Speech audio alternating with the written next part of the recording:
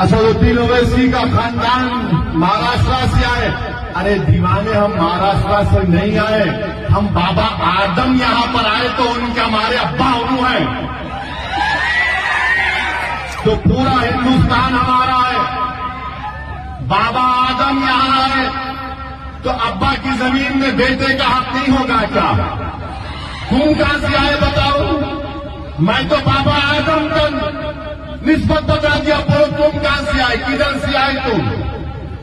याद रखो, तुम मेरी जबान का मुकाबला नहीं कर सकोगे, मगर आपको बताने के लिए कह रहा हूं कि ये कांग्रेस का ये लीडर जो तेलंगाना की कांग्रेस का सदर है, इसकी ये जबान से निकलना कि ये तेलंगाना के नहीं है, ये आरएसएस की जबान है कि मुसलमान हिंदुस्तान के नहीं है, इस्लाम भारत का नहीं है, इस्लाम बाहर से आया। ये सोच है इस जमात के सदर की। ये यहां के नहीं है, वो वहां के। यही तो आरएसएस गोलवालकर से लेकर पंडित दीनदयाल उपाध्याय से लेकर ये सब तो यही लिखे। क्या लिखा था गोलवालकर ने वी और नेशन ऑफ डिफाइट में? यही तो बातें की थी। आरएसएस के संचालक के बयानात पढ़ लो आप, पिछले 40 साल 50 साल पुराने। वो ये कहते हैं कि मुसलमान इस्लाम इस मुल्क का नहीं है, बाहर से आए। तो वही जबान में ये कह रहा है कबूतर। मगर याद रखो, तुम्हारी इन बातों से कोई फर्क नहीं पड़ेगा।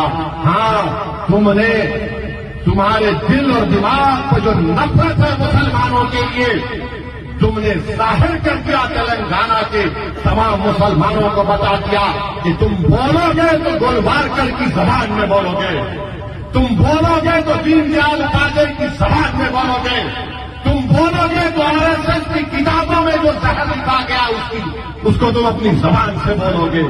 तो याद रखो, हम आरएसएस से 70 साल से मुकाबला करते आ रहे हैं, तुम नहीं करे। और ये कौन था ये सदर इनका?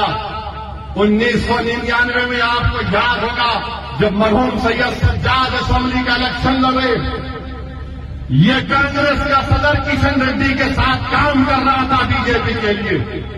मैं देखा अपनी आंखों से इसको देखा मैंने। कहां पर? ये गुड्डी मंगापुर की मार्केट उस वक्त का इलाका कारवान में था, वहां पर फिर रहा था किशन रेड्डी के साथ। अब हमको भूल रहे हैं, हमको सबक याद रखो। तुम्हारा पूरा सिलसिला हमारे पास है। तुम कब थे 1999 में? तुम्हारी जवानी में तुम एबीवीपी में थे, वहां से निकलकर तुम गए आरएसएस में थे, फिर तुम बीजेपी में आए, फिर बीजेपी में फिर तो आरएसएस ने कहा कि नहीं, अब तुम चंद्रलू के पास चले जाओ जब जेल में है। तो चंद्रलू के पास गए। जब चंद्रलू का मामला खत्म हुआ तो कूद गए कांग्रेस में। तो कांग्रेस ऐसे लोगों को लेती है जो आरएसएस की जबान में बोलते हैं।